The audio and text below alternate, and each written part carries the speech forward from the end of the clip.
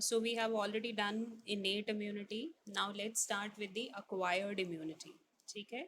Acquired, as I was telling you, acquired का मतलब है कि जो हमने अपने लाइफ स्पैन में acquire की है, जो by birth नहीं हमें मिली है, हमने अपने लाइफ स्पैन में acquire की है, that type of immunity will be known as acquired immunity.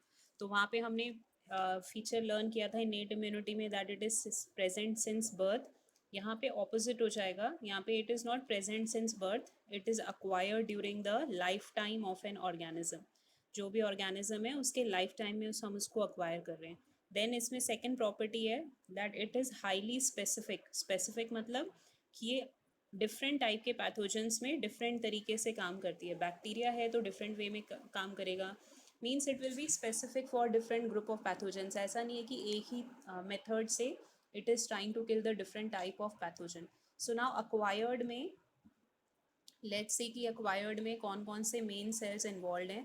So acquired immunity में two types के white blood cells का main function है. एक है B cells and the other one that we have is T cells.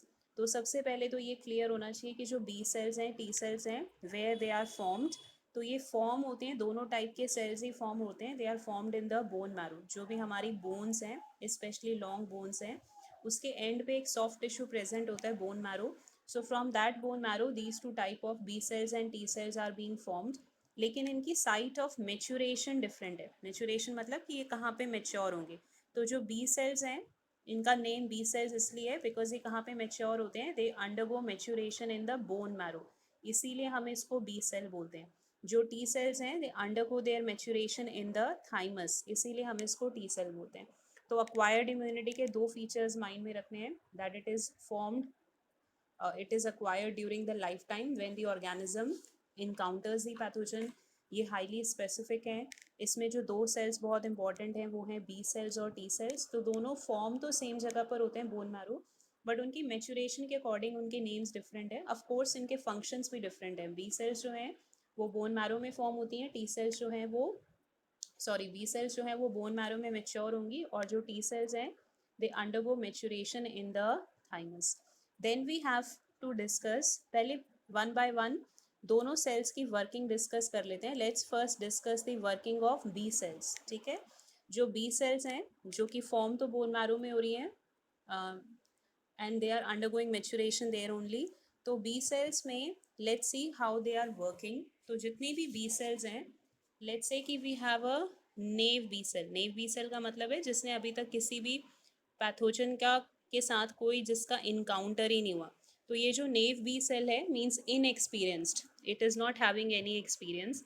When it first encounters the and pathogen, जो भी disease causing germ है, जब ये इसको फर्स्ट टाइम इनकाउंटर करेगा, इनकाउंटर ये ब्लड में भी कर सकता है अगर ब्लड में वो पर्टिकुलर पैथोजन प्रेजेंट है, या अभी आगे देखेंगे कि टी सेल्स भी कई बार जो पैथोजन होते हैं उसके छोटे छोटे पार्ट्स को बी सेल्स के पास लेकर आते हैं so that B cells can study.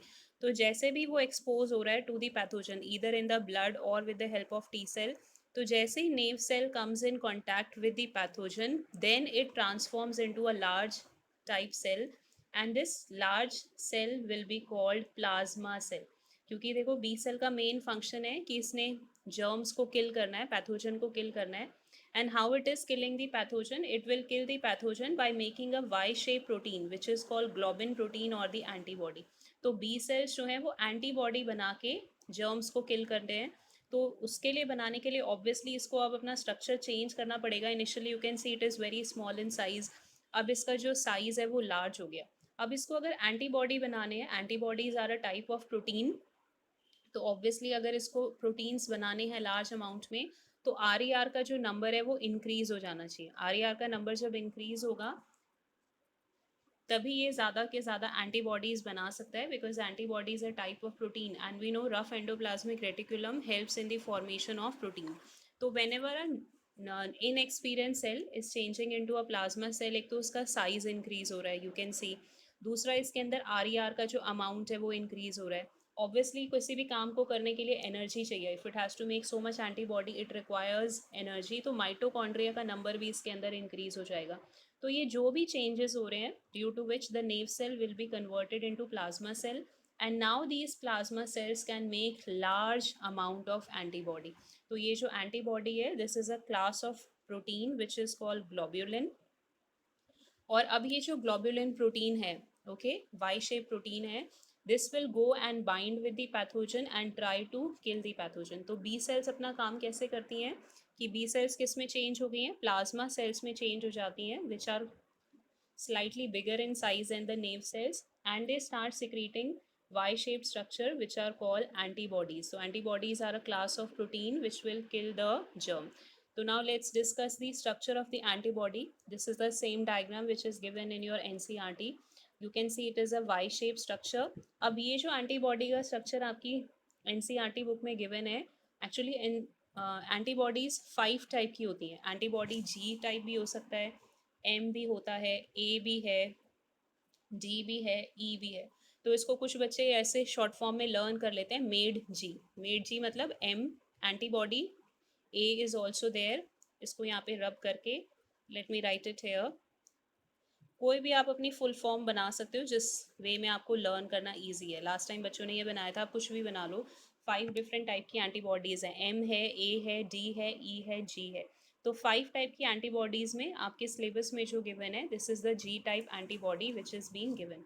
तो keep in mind, antibodies are of 5 type, they are being made by the B cell. और जो भी एंटीबॉडीज़ बी सेल बनाती हैं वो सारी ब्लड में रिलीज़ हो जाती हैं। ब्लड में बिकॉज ये रिलीज हो रही है तो इसको बोलते हैं ह्यूम्यूरल इम्यून रेस्पॉन्स। ये टर्म आपकी एनसीईआरटी बुक में यूज़ की गई है, ह्यूम्यूरल इम्यून रेस्पॉन्स। ह्यूमर वर्ड का मतलब होता है फ्लूइड, जो ब्लड का लिक्विड पोर्शन है, फ्लूइड पोर्शन है, उसमें ये सारी एंटीबॉडीज रिलीज हो जाती हैं और वहीं से अपना एक्शन शो करेंगे। इसीलिए जो भी बी सेल ने रिस्पॉन्स शो किया है, that is known as humoral immune response, means which is present in the humour और the liquid part. Now let's discuss the structure of the antibody. You can see इसका जो structure है वो typical Y shape है। तो इसमें as we can see 4 chains are present. ये एक चेन है जो कि स्मॉल इन साइज है, यहाँ पे भी एक चेन प्रेजेंट है, तो we can see 2 light chains are present. Okay, तो एल वर्ड से अगर हम रिप्रेजेंट करें, we can write L2। Then we can see 2 heavy chains are also present. These are 2 chains which are large in size, heavy in weight. इसके लिए देखो लिखा हुआ है हैवी चेन, जिसको हम H भी लिख सकते हैं। तो अगर आप इसका सिंपल फार्मूला बना के लिख रहे हो तो फार्मूला हो जाएगा L2H2, means it is having 2 light chains and 2 heavy chains. And you can सी ये जो लाइट और हैवी चेन्स हैं ये आपस में कैसे कनेक्टेड हैं, these are connected by this bond which is called disulphide bond. Okay, disulphide bridges या डाइसल्फाइड बॉन्ड, ये वही बॉन्ड है जो इंसुलिन की ए और बी चेन में भी प्रेजेंट है। तो जो भी लाइट और हैवी चेन्स हैं they are connected by the disulphide bond. ये 2 हैवी चेन्स हैं, ये भी डाइसल्फाइड बॉन्ड से कनेक्टेड है। तो ये डाइसल्फाइड बॉन्ड बहुत इंपॉर्टेंट है because it is giving stability to the structure. अगर ये बॉन्ड प्रेजेंट नहीं होगा तो antibody structure will not be stable. तो इसमें एक तो ये बोर्ड एग्जाम में क्वेश्चन आता है कि Y antibodies are called L2H2। तो इसमें आपको पूरा डायग्राम बनाना पड़ेगा। कई बार क्वेश्चन आता है justify that the antibody is L2H2 molecule. तो पहले डायग्राम बनाओ, उसमें आप काउंटिंग करके दिखा सकते हो that these two are the light chains, अलग कलर से दिखा देना, और फिर हैवी चेन्स को अलग कलर से मार्क कर दो, these two are the heavy chains. तो 2 लाइट चेन्स हैं, 2 हैवी चेन्स हैं, इसीलिए स्ट्रक्चर का नेम हो जाएगा L2H2। देन ये जो आपका स्टार्टिंग वाला पोर्शन है लाइट और हैवी का, इसको let me mark with a different colour. तो this portion, let is first just erase everything. तो ये जो पोर्शन है ये एंटीजन बाइंडिंग साइट है, मतलब ये एंटीजन के अकॉर्डिंग चेंज होता है, ये वेरिएबल पोर्शन है, चेंज हो सकता है क्योंकि हर एंटीजन को डिफरेंट तरीके से उसका depending upon it shape, depending upon the molecule, ये वाला पार्ट चेंज होता रहता है। तो ये जो पार्ट है इसको वेरिएबल पार्ट भी बोलते हैं बिकॉज ये पैथोजन के अकॉर्डिंग चेंज हो जाएगा। जिस भी टाइप का बैक्टीरिया वायरस प्रेजेंट है उसके अकॉर्डिंग इसका स्ट्रक्चर और शेप होगी। ये वाला जो पार्ट है ये कांस्टेंट है, कांस्टेंट मतलब कि ये इसमें ज़्यादा कोई चेंज नहीं है क्योंकि यहाँ पे एंटीजन बाइंड नहीं करता। तो एंटीजन बाइंडिंग साइट कौन सा पार्ट है, जो फ्रंट में प्रेजेंट है, जो थोड़ा सा चेंज होता रहता है depending upon the type of pathogen, और यही जाके एंटीजन के साथ बाइंड करेगा and this will help in the killing of the pathogen. तो लेट्स से कि we are having a bacteria और इस बैक्टीरिया के अगेंस्ट जितनी भी एंटीबॉडीज़ हैं, हर पैथोजन की एंटीबॉडी अलग है। अगर कोई एक पर्टिकुलर टाइप का बैक्टीरिया है तो उसकी एंटीबॉडी अलग होगी, क्योंकि ये वाला वेरिएबल पार्ट चेंज होता रहता है। तो इस बैक्टीरिया के स्पेसिफिक जो भी एंटीबॉडीज़ हैं वो चारों इसकी तरफ ऐसे बाइंड कर जाएंगे, and once they bind they may damage the cell wall and plasma membrane and cause holes और पोर्स इन देम। तो ऑब्वियसली इसमें पूरा स्वेलिंग हो जाएगी, लाइसिस हो जाएगा, bacteria will burst. Different mechanism हो सकते हैं। तो जो भी बी सेल्स ने एंटीबॉडी बनाई है they will bind against the pathogen and they will neutralize the pathogen, they will kill the pathogen. So what is the first thing we have learned कि acquired immunity में B cell T cell का function है। B cell का function हमने already देख लिया that they are making antibodies, और antibodies क्योंकि blood में release हो जाते हैं इसीलिए इस रिस्पॉन्स को ह्यूम्यूरल इम्यून रिस्पॉन्स भी कहते हैं। इसको HIR भी कहते हैं, कई जगह बुक में HIR लिखा होगा, humoral immune response. Then after that we have to discuss about the T cell. So T cells का जो फंक्शन है, now let's discuss what is the function of T cells. Okay, now let's say T cells के actually 4 type हैं। आपकी book में तो mention नहीं है बट उसके बिना आप नहीं समझ पाओगे। टी सेल्स के 4 टाइप्स होते हैं, there are 4 type of cells. एक होती हैं टी एच या टी हेल्पर सेल्स, ठीक है। अभी इनके फंक्शन एक एक करके डिस्कस करते हैं। Then we have T killer या साइटोटॉक्सिक वर्ड भी कई जगह लिखा होगा, both are correct. Then we have T suppressor cell, ये वाली हो गई किलर, मतलब जो किल करेंगी पैथोजन को। ये वाली है suppressor. And last one we are having is TM और द मेमोरी सेल्स। तो इसमें टी सेल्स के कितने टाइप हैं? 4 टाइप हैं। NCERT बुक में नहीं गिवन है बट उसके बिना कंसेप्ट समझ ही नहीं आएगा।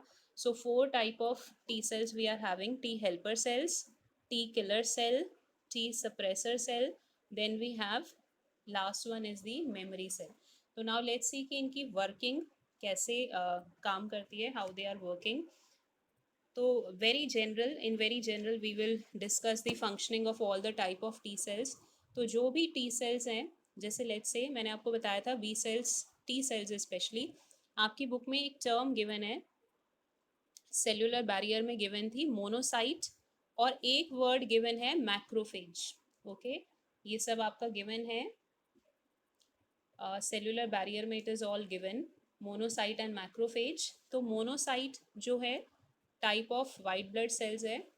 जैसे अभी हमने पीछे वो वाला कंसेप्ट डिस्कस किया था ना, नेव बी सेल और प्लाज्मा सेल, सेम टाइप के चेंजेस यहाँ पर हो रहे हैं। जो मोनोसाइट है, आप क्लास 11 की NCERT उठा के देखना, उसमें मून शेप न्यूक्लियस होता है। It is a type of white blood cell जिसमें मून शेप है, और वहाँ पे आपकी NCERT में लिखा है it has phagocytic activity. But ये जो मोनोसाइट है ये और ज़्यादा अपनी एक्टिविटी को इन्हांस करने के लिए कई बार मैक्रोफेज सेल्स में चेंज हो जाता है। मैक्रोफेज सेल्स चेंज होने के लिए जैसे सिमिलर चेंज होंगे, एक तो इसका साइज एंड लार्ज हो जाएगा। ओके, इसके अंदर जितने भी ऑर्गेनल्स हैं, माइटोकॉन्ड्रिया या बाकी जितने भी ऑर्गेनल्स हैं, RER है, बाकी सब टाइप के ऑर्गेनल्स हैं, उनका नंबर इंक्रीज हो जाएगा, क्योंकि इसको बहुत फैगोसाइटोस करना है। फैगोसाइटोसिस करने के लिए इसको बहुत सारे एंजाइम्स चाहिए, and we know enzymes are mostly proteinaceous in nature. तो RER का नंबर इंक्रीज हो जाएगा, इसके अंदर माइटोकॉन्ड्रिया का नंबर इंक्रीज हो जाएगा।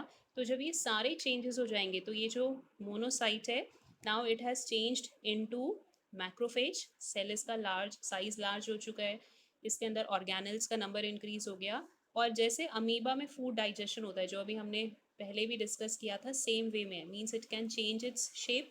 तो whenever it is coming in contact with any bacteria और वायरस, ये पूरा ऐसे कप शेप स्ट्रक्चर बनाएगा। उसके बाद ये जो बैक्टीरिया वायरस है ये इसकी बॉडी के अंदर एंटर हो जाता है, वैक्यूल से पूरा कवर्ड हो जाएगा, and then once it is entering inside the macrophage cell, तो इस मैक्रोफेज के अंदर जो भी लाइसोजाइम थे वो इसके साथ फ्यूज हो जाएंगे, इस वैक्यूल के अंदर सारे फ्यूज हो जाएंगे। एंड ये जो लाइसोसोम है ये सारा बैक्टीरिया का जो भी जर्म है, बैक्टीरिया वायरस, उस सबको स्मॉल पार्ट्स में डिग्रेड कर देगा। तो ये वाली जो सेल है जो डायरेक्ट किल कर देती है by phagocytosis of this germ, this is your T killer cell और T cytotoxic cell। killer cell मतलब डायरेक्टली किल कर देगी पैथोजन को। अब समटाइम्स व्हाट हैपन कि कुछ टी सेल्स ऐसे होते हैं कि once they have done this digestion, वो अपने सरफेस के ऊपर जो भी उन्होंने बैक्टीरिया वायरस को पूरा डाइजेस्ट कर दिया, स्मॉल स्मॉल पार्ट्स में ब्रेक कर दिया, उसके जो पैथोजन के स्मॉल फ्रैगमेंट्स थे उनके सेल के ऊपर बहुत सारे रिसेप्टर्स हैं, उसके ऊपर वो उसको ऐसे दे प्लेस देम। अंदर जो भी उन्होंने बैक्टीरिया वायरस डाइजेस्ट किया, उसके बैक्टीरिया वायरस या जो भी पैथोजन बॉडी में एंटर हुआ है, उसके स्मॉल पीसेस को अपने ऊपर ऐसे प्लेस कर लेते हैं, and now they are going towards the B cell. ठीक है, ये जो सेल्स होती हैं they are called T helper cell. T helper का मतलब है कि जो बी सेल्स को एक्टिवेट करती हैं या टी सेल्स को एक्टिवेट करती हैं। Now they are going towards the B cell, और बी सेल्स को पूरा शो करती हैं कि देखो हमारी बॉडी में इस टाइप का बैक्टीरिया एंटर हुआ है, ये उसका स्ट्रक्चर है, और आपको इसके अगेंस्ट जो है एंटीबॉडीज़ बनानी है। तो हेल्पर का मतलब है जो हेल्प कर रही हैं बी सेल्स को एंटीबॉडी बनाने में, वो उसको ट्रेन करती हैं, उसको दिखा रही हैं, उसको शो कर रही हैं कि हमारी बॉडी में इस टाइप का जो है वायरस या बैक्टीरिया एंटर हुआ है, and we need to make antibodies against them. तो जिस भी टाइप का बैक्टीरिया का पार्ट वो लेके गया है, उसी को स्ट्रक्चर को स्टडी करते हुए कॉरेस्पॉन्डिंग एंटीबॉडीज जो है वो बी सेल्स प्रिपेयर करेंगे, and that is how they will be able to kill. So what is the function of T helper cell? That they are helping the B cell. T cytotoxic cells को भी help कर सकते हैं, B cells को भी help कर सकते हैं। उसके बाद we have third category, that is called T suppressor cell. एक बार पूरा बैक्टीरिया वायरस या जो भी पैथोजन बॉडी में एंटर हुआ है उसको हमने पूरा किल कर दिया, सिस्टम से क्लियर कर दिया। उसके बाद क्योंकि किसी भी जर्म को किल करने के लिए इम्यून सिस्टम बहुत एक्टिव हो जाता है, and once the infection has been cleared off, तो इम्यून सिस्टम को फिर से अपना जो लेवल है वो डाउन करना होता है। हमेशा इम्यून सिस्टम एक्टिव रहेगा तो बॉडी के लिए बहुत ज़्यादा हार्म हो सकता है, because it requires lot of energy. तो एक बार जब इन्फेक्शन पूरा क्लियर हो गया तो इम्यून सिस्टम के लेवल को लो करने में हेल्प करता है T suppressor cell. Now they will be sending a message कि बॉडी में जो भी पैथोजन एंटर हुआ था वो सारा डिस्ट्रॉय हो चुका है, now please you calm down. So that is the function of T suppressor cell. Then we have last type of cell, that is called memory T cells. ये जो मेमोरी टी सेल्स हैं ये बहुत important होते हैं, क्योंकि memory T cells का मतलब है कि वो अपने अंदर इन्फॉर्मेशन को स्टोर करके रखेंगे कि किस टाइप का, लेट्स से कि कोई पर्टिकुलर टाइप का बैक्टीरिया बॉडी के अंदर एंटर हुआ तो वो सारी इन्फॉर्मेशन उससे रिलेटेड अपने अंदर स्टोर करेंगे कि इसके ऊपर किस टाइप के प्रोटीन थे, किस टाइप का स्ट्रक्चर था। अगर ये बैक्टीरिया दोबारा कभी बॉडी में एंटर करने की कोशिश करेगा तो इनके पास सारी इन्फॉर्मेशन इससे रिलेटेड, इस पर्टिकुलर पैथोजन से रिलेटेड सारी इन्फॉर्मेशन ऑलरेडी स्टोर्ड है। उसको यूज़ करके ये with in a very short span of time immune system काम कर देगा। तो एक बार जो डिजीज़ हो जाती है उसके दोबारा होने के चांसेस कम होते हैं। वो तो उसी से रिलेटेड हमारी बुक में, एनसीईआरटी बुक में, दो टाइप के रिस्पॉन्सेज मैंशनड है। प्राइमरी इम्यून रिस्पॉन्स एक मेंशन है, then we have secondary response. जैसे बिल्कुल सिंपल सा एग्जांपल ले लेते हैं, let's take the example of chicken pox. कि अगर किसी को चिकन पॉक्स हो गया तो एक बार अगर किसी पर्सन को हो जाता है तो दूसरी बार होने के चांसेस बहुत कम है। ओके, बहुत कम है। मैं ये नहीं कह रही कि बिल्कुल 100% नहीं होगा, बट बहुत कम होते हैं। और अगर गलत हो भी जाता है तो सेकेंड टाइम में बहुत जल्दी आप हील अप कर जाते हो। तो let's discuss the reason why it is happening. Primary response का मतलब है कि जब कोई भी टाइप का pathogen, let's say chicken pox ही है, किसी पर्सन की बॉडी में फर्स्ट टाइम एंटर होता है, तो अगर कोई भी पैथोजन, ये तो वायरस है, कोई बैक्टीरिया भी हो सकता है या कोई और डिफरेंट ग्रुप भी हो सकता है, it is entering the body for the first time. तो जब ये बॉडी में फर्स्ट टाइम एंटर होगा तो ये बी सेल्स को एक्टिवेट करेगा। बी सेल्स अभी हमने डिस्कस किया था लार्ज प्लाज्मा सेल्स में चेंज हो जाएंगे। टी सेल्स को एक्टिवेट करेगा, तो टी सेल पहले तो किलर सेल और हेल्पर सेल्स के थ्रू इसको किल करेंगे, फिर अपने मेमोरी के अंदर इसकी इन्फॉर्मेशन स्टोर कर लेंगे। बट क्योंकि ये फर्स्ट टाइम आया बैक्टीरिया तो ये सारा काम हमें शुरू से करना है, तो हमें टाइम बहुत ज़्यादा चाहिए, मे बी 14 से 20 डेज रिक्वायर्ड हैं, तब जाके ये पूरा प्रोसेस कंप्लीट होगा। बी सेल टी सेल जो है वो पूरा अपना प्रोसेस कंप्लीट करेंगे, and they will try to kill और control this type of virus. तो जब भी कोई पैथोजन बॉडी में फर्स्ट टाइम एंटर होता है तो जो इम्यून सिस्टम ने रेस्पॉन्स शो किया है that is called primary response. तो प्राइमरी रेस्पॉन्स में एंटीबॉडीज़ बहुत धीरे धीरे बनेंगी क्योंकि टाइम लगता है उसको पूरा स्टडी करने में। मेमोरी सेल्स बन जाएंगे but it will take time. लेकिन अगर सेम पैथोजन बॉडी में सेकेंड टाइम एंटर करता है, मीन्स एक बार आपको चिकन पॉक्स हो गया, आप रिकवर भी कर गए, सेकेंड टाइम जब वो पैथोजन सेम पैथोजन बॉडी में एंटर करेगा तो ऑलरेडी हमारी बॉडी के अंदर टी मेमोरी सेल्स हैं। ये बहुत इंपॉर्टेंट है। तो ये जो मेमोरी सेल्स हैं इनके पास सारी इन्फॉर्मेशन है। जैसे ही सेम पैथोजन बॉडी में दोबारा एंटर करेगा तो इनके पास इन्फॉर्मेशन स्टोर्ड है कि ये पहले भी आया था और हमने इसके अगेंस्ट इस टाइप की एंटीबॉडीज़ बनाई थी। तो they will very quickly send the message to the B cells, और बी सेल्स फिर क्योंकि मेमोरी सेल्स के इन्फॉर्मेशन को यूज़ करके बना रहे हैं तो एंटीबॉडीज़ बहुत जल्दी बनाएंगे, बहुत लार्ज लेवल में बनाएंगे। तो अगर same pathogen second time enter होगा तो बहुत जल्दी हम रिकवर कर जाते हैं, मे बी 2-3 डेज़ में इन्फेक्शन पूरा क्लियर हो जाएगा, हमें पता भी नहीं चलेगा। तो as I was giving the example of chicken pox कि एक पर्सन को एक बार हो गया तो दोबारा होने के चांसेस कम ही हैं, क्योंकि एक बार आपको हो गया तो मेमोरी सेल्स फॉर्म हो जाएंगे, and once the memory cells have been formed, so if the same pathogen tries to enter for the second time, so these memory cells will very soon become active and they will clear all the germs or pathogen. But 100% surety नहीं है। जैसे chicken pox का ही अगर हम example ले लेते हैं, तो chicken pox is a virus, and we know virus बहुत जल्दी म्यूटेट करते हैं, चेंज करते हैं। तो अगर वायरस चेंज हो गया, वायरस की बहुत सारी स्ट्रेन्स होती हैं, जैसे कोरोना वायरस में भी आजकल ये टर्म बहुत ज़्यादा न्यूज़ में यूज़ हो रही है। स्ट्रेन्स मतलब वायरस तो सेम है बट स्ट्रक्चर में थोड़ा बहुत डिफरेंस है। तो वायरस की स्ट्रेन्स डिफरेंट हो सकती हैं। तो हो सकता है फर्स्ट टाइम जब आपकी बॉडी में जो वायरस एंटर हुआ है, लेट्स से कि वो फर्स्ट टाइप की स्ट्रेन है, लेकिन जब सेकेंड टाइम एंटर हुआ है तो वायरस की अगर अगर कोई डिफरेंट स्ट्रेन होगी, मतलब जिसके स्ट्रक्चर में थोड़ा सा डिफरेंस होगा, तो ऑब्वियसली इम्यून सिस्टम उसको रिकॉग्नाइज नहीं कर पाएगा। मेमोरी सेल्स को लगेगा कि ये शायद डिफरेंट ऑर्गेनिज्म है, तो इम्यून सिस्टम कंफ्यूज हो जाएगा। तो अगर स्ट्रेन डिफरेंट होगी तो सेकेंड टाइम में भी उतना ही हमें नंबर ऑफ डेज लगेंगे, उतना ही टाइम लगेगा जितना कि हमें फर्स्ट टाइम लगा है।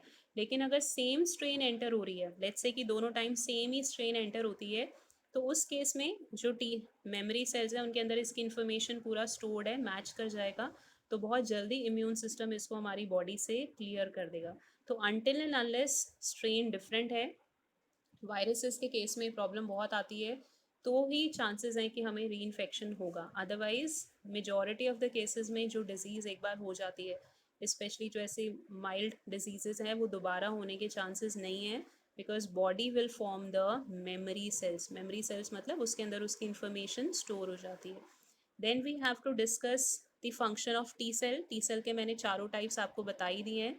अब टी सेल्स में भी जो इम्यूनिटी है उसको हम यूज़ करते हैं term CMI, that is cell mediated immunity, क्योंकि ये सेल्स ही इस इम्यूनिटी को कंट्रोल कर रहे हैं। तो उसका फंक्शन मैंने आपको बता ही दिया था, चारों टाइप के टी सेल्स हमने कर ही लिए। बट इसमें टी सेल में एक और बहुत इंपॉर्टेंट चीज़ है कि ये ग्राफ्ट रिजेक्शन करता है। This is very important. इसके ऊपर इसी सेम टर्म को यूज़ करके NCERT में या बोर्ड एग्जाम में बहुत सारे क्वेश्चंस आपके बन जाते हैं। ग्राफ्ट रिजेक्शन का मतलब है अगर किसी पर्सन ने किडनी ट्रांसप्लांटेशन ऑपरेशन कराया है, तो ऑब्वियसली आप चाहे जितना मर्जी मैच कर लो, लेकिन किडनीज़ के ऊपर या किसी भी ऑर्गन के ऊपर डिफरेंट टाइप के शुगर्स या मॉलिक्यूल्स प्रेजेंट हैं, जो हमारे इम्यून सिस्टम जो है वो सेल्फ नॉन सेल्फ में डिफ्रेंशिएट कर सकता है। हमारी बॉडी की चीज़ होगी तो कभी रिएक्ट नहीं करेगा, लेकिन अगर बाहर से कोई चीज़ आ रही है नॉन सेल्फ, मतलब if something different is entering inside our body, then these T cells will become highly active. अब इनको थोड़ी ना पता है कि हमने ऑपरेशन के थ्रू ये किडनी डाली है, इनके लिए तो नॉन सेल्फ हो गया, and now they will start mounting a immune response against them. और इससे जो हमने किडनी ट्रांसप्लांट किए, मे बी चांसेस हैं कि 6 मंथ्स के अंदर वो फिर से पूरी डैमेज हो जाएगी जो हमने किडनी ट्रांसप्लांटेशन से दी है। तो उसको कंट्रोल करने के लिए हम मेडिसिन देते हैं, दैट इज़ कॉल्ड OKT3। ये हमने बायोटेक में भी लर्न किया था। ये मेडिसिन का काम यही होता है कि ये टी सेल्स को डीएक्टिवेट कर देता है। अगर टी सेल्स थोड़े टाइम के लिए डीएक्टिवेट हो जाएंगे तो ऑब्वियसली जो भी हमने ऑर्गन ट्रांसप्लांट किया है उसको फिर ये डिस्ट्रॉय नहीं कर पाएंगे, and this organ will remain functional for a longer time. तो ये जो मेडिसिन दी जाती है वो इसीलिए दी जाती है ताकि ये टी सेल्स के जो नंबर है इसको थोड़ा टाइम के लिए डीएक्टिवेट कर सके, उनका नंबर डिक्रीज़ कर सके, ताकि जो भी हमने ऑर्गन ट्रांसप्लांट किया है वो डैमेज ना हो। तो हमने 2 टाइप की इम्यूनिटीज़ स्टडी की हैं। First we have discussed is the humoral immune response, that is HIR, और सेकेंड जो हमने डिस्कस किया है दैट इज़ CMI। तो जो ह्यूमरल इम्यून रिस्पॉन्स है, this is being controlled by the B cells, और जो CMI है this is being controlled by the T cells. तो इसमें आप टी सेल्स के चारों टाइप को थोड़ा सा ब्रीफ में पढ़ लेना, एंटीबॉडी का स्ट्रक्चर लर्न कर लेना, एंड इसमें आपको डिफरेंसेस लर्न करने पड़ेंगे। बोर्ड एग्जाम में इसमें क्वेश्चन बहुत आते हैं डिफरेंसेस के, बट NCERT में कोई इसका नहीं गिवन है। तो आप टेबल बना के डिफरेंसेस लर्न कर लेना। 3 डिफरेंस बोर्ड एग्जाम के पॉइंट ऑफ व्यू से बहुत इंपॉर्टेंट है। एक तो इन्नेट और अक्वायर्ड इम्यूनिटी के डिफरेंसेस आप अच्छे से लर्न कर लो। What is innate immunity, what is acquired immunity, इसके एटलीस्ट 4 पॉइंट्स या 6 पॉइंट्स टेबल में बना के लिख सकते हो, लर्न कर सकते हो। उसके बाद अभी हमने वो टॉपिक किया नहीं है बट आगे करेंगे। एक्टिव एंड पैसिव इम्यूनिटी, ये भी बहुत इम्पॉर्टेंट है इसको भी आप एटलीस्ट 4 to 6 डिफरेंसेस इसके लर्न करोगे.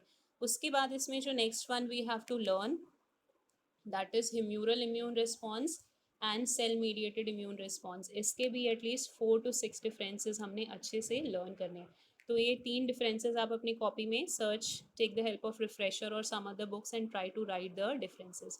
अब कुछ टर्म्स जो हैं वो हम डिस्कस कर लेते हैं within the context of corona virus. जैसे कोरोना वायरस में what we are doing is,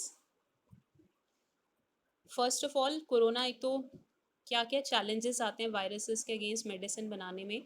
तो जैसे कोरोना वायरस का ही हम एग्जांपल ले लेते हैं. This is an RNA containing virus. तो जो भी आरएनए होता है स्ट्रक्चर में डीएनए के कंपैरिजन में लेस स्टेबल है, तो म्यूटेशंस बहुत जल्दी होती हैं, इसीलिए इसमें जल्दी जल्दी चेंज होते रहेंगे और वायरसेस में स्ट्रेन्स बन जाती हैं. स्ट्रेन का मतलब है जिनके स्ट्रक्चर में 40 या 50% डिफरेंस हो जाएगा, 30%, 20%, 40%, इट में वैरी. तो वायरस तो सेम है बट उसमें स्ट्रक्चर्स में कुछ चेंजेस होते रहते हैं, तो मेडिसिन बनाना डिफ़िकल्ट है. सेकेंड प्रॉब्लम है कि अगर हमने मेडिसिन बना भी ली, लेट्स से हमने किसी पर्टिकुलर टाइप की स्ट्रेन के लिए मेडिसिन बना ली, मेडिसिन बनाना it's a very long time. पहले आप उसका स्ट्रक्चर स्टडी करोगे, फिर उसके अगेंस्ट किस टाइप की एंटीबॉडी है या कैसा आप मैकेनिज्म यूज़ कर रहे हो, फिर वो आप बनाओगे, फिर आप उसको पहले माइस पे ट्राई करोगे, फिर लिमिटेड ग्रुप ऑफ ह्यूमंस पे, चिंपैंजीज पे, फिर वो मार्केट में लॉन्च होती है. तो जब तक हम मेडिसिन बनाते हैं मिनिमम से मिनिमम भी 2 years या 3 years लग जाते हैं. हो सकता है जितने टाइम में हमने मेडिसिन बनाई उतने टाइम में जो वायरस है इसका पूरा स्ट्रक्चर में काफ़ी चेंजेस आ जाएँ, और जब तक हम मेडिसिन बना के रेडी करते हैं तब तक इसकी कोई दूसरी स्ट्रेन आ जाए. इसीलिए देखो आजकल ये न्यूज़ में बहुत आ रहा है कि हो सकता है कि हम कभी कोरोना वायरस के अगेंस्ट वैक्सीन बना ही ना पाएँ, क्योंकि हम जितना भी रिसर्च कर रहे हैं वो हम अभी करंट स्ट्रेन्स के ऊपर काम कर रहे हैं. लेट्स से कि हमें मेडिसिन बनाने में 2 साल लग गए, 2 साल में अगर वायरस के स्ट्रक्चर में कुछ और चेंज हो गया, स्ट्रेन उसकी चेंज हो गई, तो same medicine will not be effective against that. Okay, तो that is the first challenge कि वायरसेस के अगेंस्ट मेडिसिन बनाना डिफ़िकल्ट है. सेकंड, इसमें जो प्रॉब्लम होता है, जैसे आजकल ये बहुत ज़्यादा न्यूज़ में भी आ रहा है कि जितने भी कोरोना पेशेंट्स हैं उसको प्लाज्मा थेरेपी दी जा रही है. ये टर्म आपने बहुत सुना होगा, प्लाज्मा थेरेपी दी जा रही है. इट मीन्स अगर किसी पर्सन का कोरोना वायरस ठीक हो जाता है, if a person has recovered from the corona virus, that person will be donating blood.